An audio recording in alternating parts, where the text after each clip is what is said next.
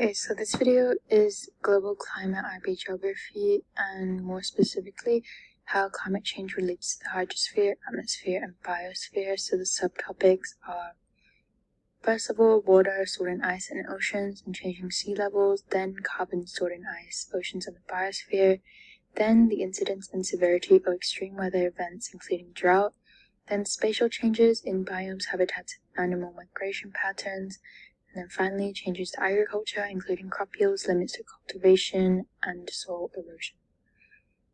Okay, so first of all, we're going to look at some keywords.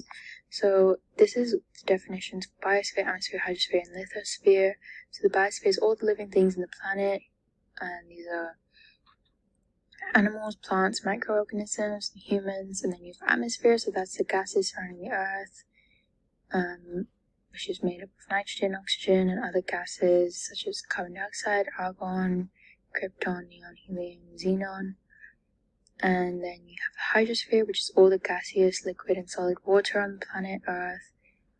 That could be rivers, streams, lakes, seas, oceans, glaciers, and then lithosphere, which isn't necessarily targeted in the syllabus, but it's rocks in the upper mantle and the crust, and this may be minimal if any impact on the lithosphere is made by climate change. Okay, so first of all, we're going to look at the hydrosphere. So what are the causes of sea levels rising?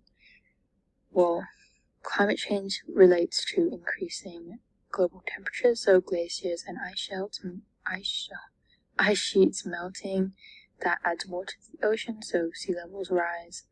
There's a decline in water storage on the land, so aquifers, lakes, and reservoirs. Soil moisture kind of being drawn from because of groundwater pumping. Agriculture industry has shifted water from aquifers to the ocean, so that again increases sea levels. Finally, you have thermal expansion, which is because as the volume of the ocean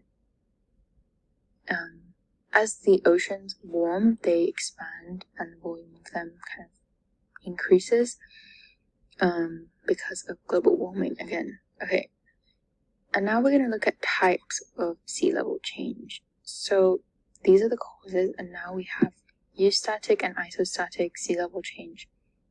Okay, so eustatic is a change in the volume of the sea in ocean basins caused by either a change in the amount of water in the basins, so melting ice sheets, or by a change in the size of ocean basins, such as from the formation of a new continental crust, as that reduces the capacity of the basins. And this causes a global rise or fall in the sea level.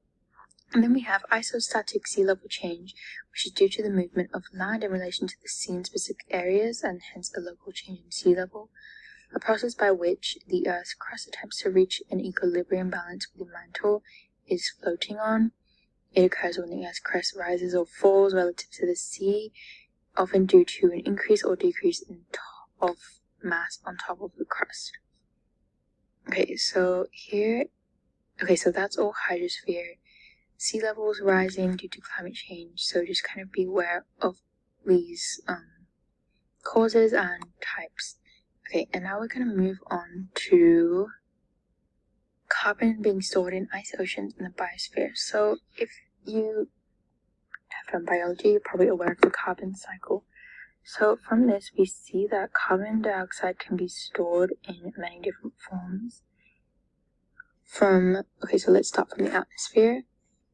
So there can be carbon dioxide in the atmosphere, but that can be taken into plants and vegetation through photosynthesis, and maybe the animals may feed on that, which then kind of creates a storm in animals, and then animals decay, which makes kind of carbon enter the ground, and that can decompose and release even more carbon because of respiration, or it can form fossils, and those can maybe be extracted to create fossil fuels, which can be burnt. But so carbon enters soil via organic matter, and then there's fossil carbon, as I just mentioned. It gets made into fossil fuels, and then that is burnt, and that creates more carbon dioxide. Or it could come from plant respiration, which releases carbon dioxide, human animal respiration, deforestation, forest fires. There's also, very importantly, a process of photosynthesis in the ocean, as well as respiration in the oceans, because there's a lot of life in the oceans. Dead marine life becomes sediments that contributes to fossil carbon. But there's also the absorption of carbon dioxide into the oceans, which contributes to the idea of ocean acidification. So yeah, just being aware that carbon can be stored in the biosphere in the oceans and also in ice, which isn't on this diagram, but yes, carbon dioxide can also be stored in ice. Okay, now we're going to look at the incidence and severity of extreme weather events, including drought. Okay, so these are different types. I'm going to discuss different types of extreme weather events and kind of their links to climate change. So first of all, tropical storms. By the way, this is definitely not every single type of weather event, but these are kind of the key ones. So tropical storms. So it's not conclusive that climate change has definitely led to increased incidences of tropical storms, although sea surface temperature has increased in recent years, and this is a main mechanism in the formation of a tropical storm. However, high temperatures are also believed to possibly have weakening impacts upon tropical storms, so it's kind of dual impacts here, so it's kind of, as mentioned, not conclusive, but possible. Then we have the El Nino phenomenon, and if you want to get a better idea of this, it's good to kind of search up a diagram of it. So basically, the El Nino phenomenon results in warmer waters on the west coast of South America rather than typically on the east coast of Southeast Asia. If you look at the diagram, this will make a lot more sense, but this phenomenon has become more frequent in recent years. And then we have droughts, which are very important. Heat waves have become much more prolonged, for example, in European summers over recent years. The Sahel, sub-Saharan Africa, and the Mediterranean, and parts of southern Asia have become significantly drier, as global temperatures have also risen, so it's a possible link there. More intense and longer droughts have been observed in the tropics and subtropics since the 1970s, and obviously since the 1970s, the idea of climate change has become more prevalent, so there is again possible links there. And then we have precipitation. So the number of heavy precipitation events such as storms and torrential downpours has increased since 1950, again serving a possible link to climate change. Then the eastern parts of North and South America, Northern Europe, and North and Central Asia have seen higher than annual precipitation rates since 1990. So the dates kind of do correlate with the increased impacts of climate change, so it does give kind of substantial reason as to why there might be more incidence and severity of these extreme weather events. Okay, and now we're going to look at spatial changes in biomes, habitats, and animal migration patterns. So how does climate change impact biome distribution? It can shift distributions, but often barriers and human presence will provide no opportunity for distributional shifts. Thus, some species and ecosystems are likely to be eliminated by climate change because they just can't adapt. Many natural populations of wild organisms will be unable to exist within their natural ranges. Changes in temperature and precipitation and resultant changes in vegetation and habitat are likely to seriously affect the habitats of species. So climate change can be very, very damaging to different biomes. And now we'll look at the consequences and how the destruction of habitats and migration patterns is all kind of interlinking to climate change. So disease-carrying insects can move into new areas, moving the pests that attack crops and shifting the pollinators that fertilize many of them. So it's very destructive for natural processes that these kind of organisms have formed over many years and adapted to, making them kind of more vulnerable to new conditions. It can damage important industries such as forestry and tourism, and tensions are emerging between nations over shifting natural resources such as fish stocks.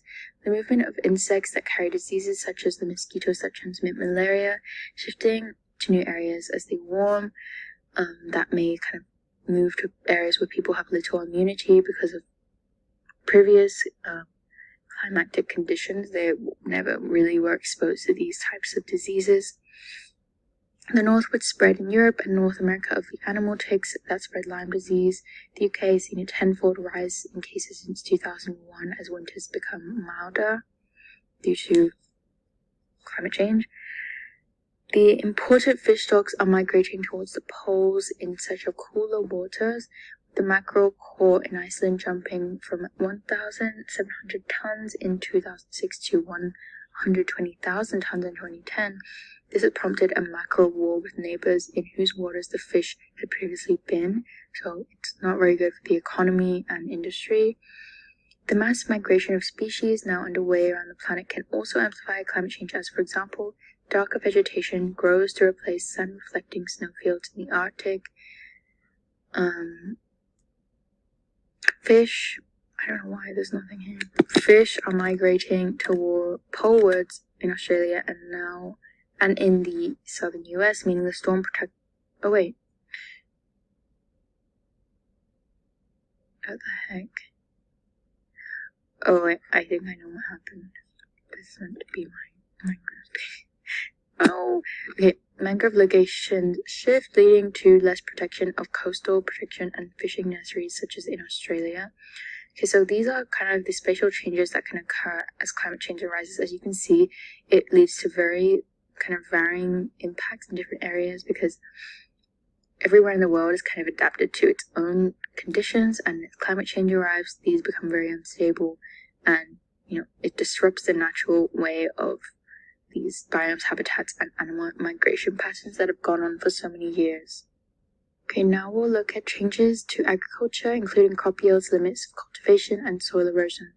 So these are just some different factors that kind of link climate change to agriculture. So the hydrological cycle, more frequent and intense droughts and floods in many agricultural regions have occurred. This can damage and even destroy crops, leading to lower yields and limits to cultivation. Heat. As a result of increasing temperatures, there will be increased number of heat waves and warm nights, a decreasing number of frost days, and lower growing season in temperate zones. And this actually can have beneficial impacts for some, as in some areas people can now grow what they couldn't before, especially in cold areas.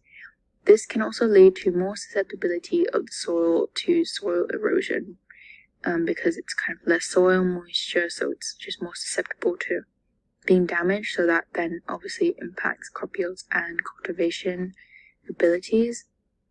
Carbon dioxide. Weeds actually respond well to elevated carbon dioxide levels, so that kind of symbolizes the potential for increased weed pressure and reduced crop yields. Crop biodiversity. The distribution of wild crop relatives, which is an increasingly important genetic resource for the breeding of crops, will be severely impacted, so there will generally be less crop biodiversity globally as a result of climate change, and this is very damaging for kind of crop breeding and agricultural progress. Then we have the economic consequences. So prices will rise for the most important agricultural crops such as rice, wheat, maize, and soybeans. That creates higher feed and meat prices, and maybe even leads to higher food insecurity because, of course, food becomes more expensive globally.